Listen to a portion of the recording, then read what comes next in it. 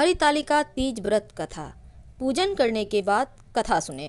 सूत जी कहते हैं, मंदार की माला से जिन पार्वती जी का केश पास अलंकृत है और मुंडों की माला से जिन शिव जी की जटा अलंकृत है, जो पार्वती जी दिव्य वस्त्र धारण की हैं और जो शिव जी दिगंबर हैं, ऐसी श्री पार्वती जी तथा श्री शिव जी को प्रणाम करती हूँ।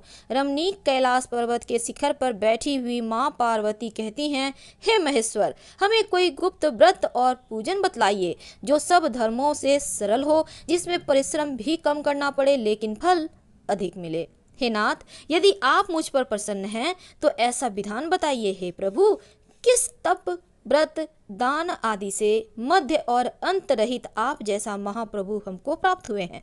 शिव जी कहते हैं, हे देवी, मैं तुमको एक ऐसा ही व्रत बतलाऊंगा, सुनो, जो मेरा सर्वस्व और छिपाने योग्य है, लेकिन तुम्हारे प्रेम के वशीभूत होकर मैं तुम्हें बतलाता हूँ। शिव जी कहते हैं, भारतवर्ष में जैसे नक्षत्रों में चंद्रमा, ग्रहों में सूर्य, वर्णों में ब्राह्मण, देवताओं में विष्णु, नदियों में गंगा, पुराणों में महाभारत, वेदों में सामवेद, इंद्रियों में मन श्रेष्ठ है और सब पुराणों और वेदों का सर्वस्व जिस तरह से कहा गया है, मैं तुम्हें एक प्राचीन व्रत बतलाता हूँ। एकाग्र मन से सुनो।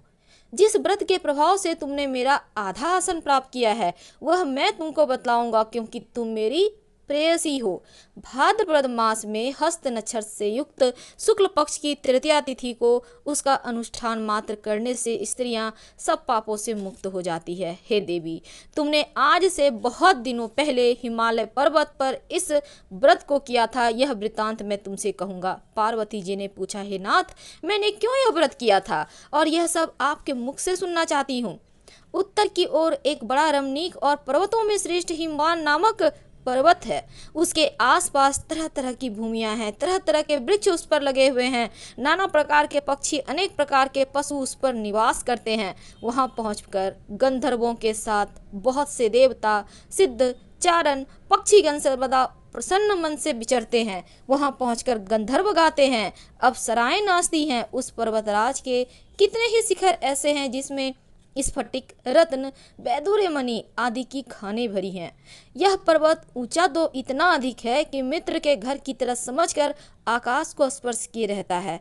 उसके समस्त शिखर सदैव हिम यानी बर्फ से आच्छादित रहते हैं और गंगा जल की ध्वनि सदा सुनाई देती रहती है। हे पार्वती, तुमने बाल्यकाल में उसी पर्वत पर तपस्या की थी। 12 वर्षों तक तुम उल्टी टंग कर केवल धुआं पीकर रही। 64 वर्षों तक सूखे पत्ते खाकर रही। माघ मास में तुम भरी दोपहरिया में पंचाग्नि तापती और जल में श्रावण माह में बैठी रहती। श्रावण में जल बरसता तो तुम भूखी प्यासी रहकर मैदान में बैठती। तुम्हारे पिता इस तरह के कष्ट को सहन देखकर बड़े दुखी हुए। वे चिंता में पड़ गए कि मैं अपनी कन्या किसको दूं। उसी समय नारद जी आ गए और कहते हैं, नारायण नारायण। मुनि श्रेष्ठ नारद जी उस समय तुम्हें देखने गए थे। नारद जी को देखकर गिरि ने अर्ध, पाद्य, आसन आदि देखकर उनकी पूजा की और कहा कि हे स्वामिन, आप किस लिए आए हैं? मेरा अहोभाग्य है, आपका आगमन मेरे लिए अच्छा है। नारद जी कहते हैं, नारायण नारायण। हे पर्वतराज सुनो, मैं भगवान विष्णु का भेजा हुआ आपके पास आया हूँ। आपको चाहिए कि यह योग्य कन्या रत्न किसी योग्य वर को दें। भगवान विष्णु के समान योग्य वर ब्रह्मा, इंद्र, शिव जी, इनमें से कोई नहीं है। इसलिए मैं यही कहूँगा कि आप अपनी कन्या भगवान विष्णु को ही देवें। हिमवान ने कहा, भगवान विष्णु स्वयं मेरी कन्या ले रहे हैं और आप यह संदेश लेकर आए हैं, तो मैं उन्हें अपनी कन्या दूंगा। अब हिमवान की इतनी बात सुनकर मुनिराज नारद आकाश में विलीन हो गए। वे पीताम्बर, शंख, चक्र और गदाधारी भगवान विष्णु के पास पहुँचे। वहाँ हाथ जोड़कर नारद जी ने भगवान विष्णु से कहा, हे देव, सुनिए, मैंने आपका विवाह पक्का करा दिया। उधर हिमवान ने पार्वती जी के पास जाकर कहा, हे पुत्री, मैंने तुम्हें भगवान विष्णु को दे डाली। अब पिता की बात सुनकर तुम बिना उत्तर दिए अपने सखी के घर चली गई। वहीं जमीन पर पड़कर तुम बड़ी दुखी हुई विलाप करने लगी और तुमको इस प्रकार विलाप करती हुई देखकर सखी कहती हैं, तुम क्यों इतनी दुखी हो? इसका कारण तो बतलाओ। तुम्हारी जो कुछ इच्छा होगी मैं यथाशक्ति उसको पूरा करने की चेष्टा करूंगी। इसमें कोई संशय नहीं है। अब पार्वती जी कहती हैं, मेरी जो कुछ अभिलाषा है उसे तुम यत्न पूर्वक सुनो। मैं एकमात्र शिव जी को अपना पति बनाना चाहती हूँ, इसमें कुछ भी संशय नहीं है। मेरे इस विचार को पिताजी ने ठुकरा दिया। इससे मैं अपने शरीर को त्याग दूंगी। पार्वती जी के इस बात को सुनकर सखियों ने कहा कि शरीर का त्याग ना करो, चलो किसी ऐसे वन में चलते हैं जहाँ पिता को पता ही ना लगे। अब ऐसी सलाह कर तुम जैसे ही वन में पहुँच गई वैसे वन में, और इधर पिता तुम्हारे घर घर तुम्हें खोजने लगे, दूतों द्वारा भी खबर लेने लगे, कौन देवता या किन्नर मेरी पुत्री को हर ले गया है। उन्होंने मन ही मन कहा, मैं नारद जी के आगे प्रतिज्ञा कर चुका हूँ, मैं अपनी पुत्री भगवान विष्णु को दूंगा। ऐसा सोचते सोचते हिमवान मूर्छित हो गए। अब गिरिराज को मूर्छित देखकर सब लोग हाहाकार करते हुए दौड़े। जब होश हुआ तो सब लोग पूछने लगे, गिरिराज अपनी मूर्छा का कारण तो बतलाइए। तब हिमवान कहते हैं, आप लोग मेरे दुख का कारण सुने। न मालूम कौन मेरी कन्या को हर ले गया है। ऐसा नहीं हुआ तो उसे किसी काले सांप ने काट लिया है या सिंह खा गए होंगे। हाय हाय, मेरी बेटी कहाँ गई? किसी दुष्ट ने मेरी पुत्री को मार डाला। ऐसा कहकर वे वायु के झोंके से कांपते हुए वृक्ष के समान कांपने लगे। इसके बाद हिमराज तुम्हें वन वन खोजने लगे। वह वन भी सिंह, भालू, हिंसक जानवरों से भरा हुआ था और भयानक भी हो रहा था। वह वन भी, तुम भी अपनी उसी वन में सखियों के साथ उस भयानक वन में चलती चलती एक ऐसी जगह जा पहुंची जहां एक नदी बह रही थी। उसके रमणीय तट पर एक बड़ा ही सुंदर बड़ी सी कंदरा थी। तुमने उसी कंदरा में आश्रम बना लिया और मेरी एक बालुकामयी प्रतिमा बनाकर अपनी सखियों के साथ जब भाद्रपद शुक्ल पक्ष की हस्तयुक्त तृतीया तिथि को प्राप्त हुई तब तुमने मेरा विधिवत पूजन किया। रात भर जागकर गीत वाद्य आदि से मुझे प्रसन्न करने में बिताया। उस ब्रजराज के प्रभाव से व्रतराज के प्रभाव से मेरा आसन डगमगा उठा, जिससे मैं तत्काल उस स्थान पर जा पहुंचा जहां तुम अपनी सखियों के साथ रहती थी। वहां पहुंचकर मैंने तुमसे कहा कि मैं तुम पर प्रसन्न हूँ, बोलो क्या चाहती हो। तुमने कहा, हे मेरे देवता, यदि आप मेरे ऊपर प्रसन्न हैं तो मेरे पति बने। मेरे तथास्तु कहकर कैलाश पर्वत पर वापस आने पर तुमने वह प्रतिमा नदी में प्रवाहित कर दी और सखियों के साथ उस महाव्रत का पारण किया। हिमवान भी तब तक उस वन में तुम्हें खोजते हुए आ पहुंचे और चारों दिशाओं में तुम्हारी खोज करते करते बड़े व्याकुल हो चुके थे, इसलिए तुम्हारे आश्रम के समीप पहुंचते ही गिर पड़े। थोड़ी देर बाद उन्होंने नदी के तट पर दो कन्याओं को सोते हुए देखा। देखते ही उन्होंने तुम्हें छाती से लगा लिया और बिलख कर रोने लगे। फिर पूछा, पुत्री, तुम सिंह, व्याघ्र आदि जंतुओं से भरे इस वन में क्यों आ पहुंची? पार्वती जी कहती हैं, हे पिताजी, मैंने पहले ही अपने आप को शिव जी के हाथों सौंप दिया था।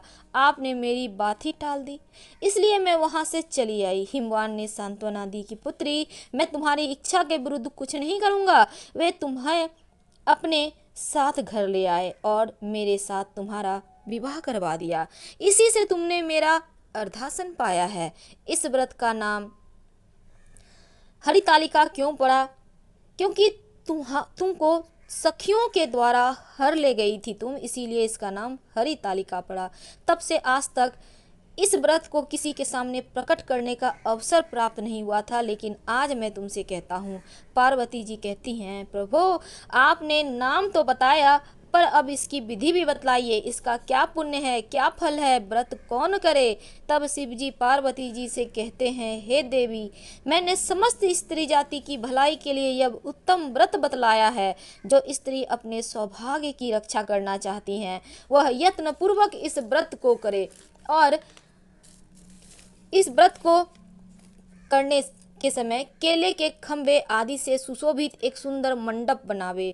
उसमें रंग बिरंगे रेशमी कपड़ों से चंदोबा लगाकर चंदन आदि सुगंधित द्रव्यों से वह मंडप लिपवावे। फिर शंख, भेरी, मृदंग आदि बजाते हुए बहुत से लोग एकत्रित होकर तरह तरह के मंगलाचार करते हुए उस मंडप में पार्वती और शिव जी की प्रतिमा स्थापित करे। उस रोज दिन भर उपवास कर बहुत से सुगंधित पुष्प सुगंध मनोहर धूप नाना प्रकार के नैवेद्य आदि एकत्रित कर मेरी पूजा करे और रात भर जागरण करे। ऊपर जो जो वस्तुएं गिनाई गई है इसके अतिरिक्त नारियल, सुपारी, जाम्बरी, नींबू, लौंग, अनार, नारंगी आदि जो जो फल प्राप्त हो सके उन्हें इकट्ठा कर ले। उस ऋतु में जो फल फूल मिल सके विशेष रूप से रखे। इसके बाद धूप दीप आदि से पूजन कर प्रार्थना करे। हे शिवे, शिव रूपिणी, हे मंगले, सब अर्थों को देने वाली हे देवी, हे शिव रूपे आपको नमस्कार है।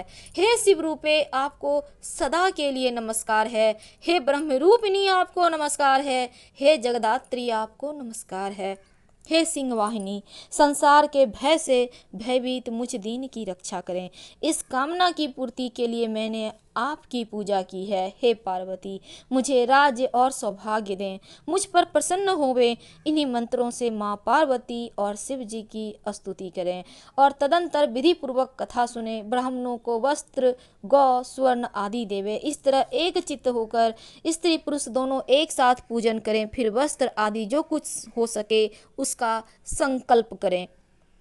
और हे देवी, जो स्त्री इस प्रकार पूजन करती हैं वह सब पापों से छूट जाती हैं। उसे 7 जन्म तक सुख सौभाग्य प्राप्त होता है। जो स्त्री तृतीया तिथि का व्रत ना कर सके और ना कर अन्न भक्षण करती हैं वह 7 जन्म तक बंध्या रहती हैं और उसको बार बार विधवा होना पड़ता है। वह सदा दरिद्र पुत्र शोक से शोकाकुल स्वभाव से लड़ाकी, सदा दुख भोगने वाली होती हैं और उपवास ना करने वाली स्त्री अंत में घोर नरक में जाती हैं।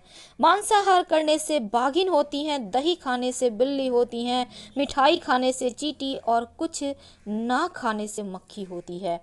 तीज को अन्न खाने से सूकरी होती है, फल खाने से बंदरिया होती है, पानी पीने से जोंक होती है, दूध पीने से सापिन होती हैं और उस रोज सोने से अजगरी होती है, पति को धोखा देने से मुर्गी होती है। इसीलिए सभी स्त्रियां व्रत जरूर करें।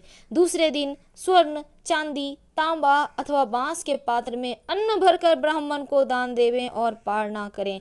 जो स्त्री इस प्रकार व्रत रखती हैं वे मेरे समान पति पाती हैं और जब वह मरने लगती हैं तब तुम्हारे समान उसका रूप हो जाता है। उसे सब प्रकार के सांसारिक सुख और सायुज्य मुक्ति मिलती जाती है। इस हरितालिका व्रत कथा मात्र सुन लेने से प्राणी को 1000 अश्वमेघ और सैकड़ों वाजपेय यज्ञ के इतना फल मिलता है। हे देवी, मैंने यह सब व्रतों में उत्तम व्रत बतलाया जिसके करने से प्राणी सब पापों से छूट जाते हैं। इसमें कुछ भी संशय नहीं। व्रत कथा के बाद आरती जरूर करें। वीडियो पसंद आए तब लाइक कर सब्सक्राइब करें, अपनों से शेयर करें और कमेंट में हर हर महादेव जरूर लिखें। धन्यवाद।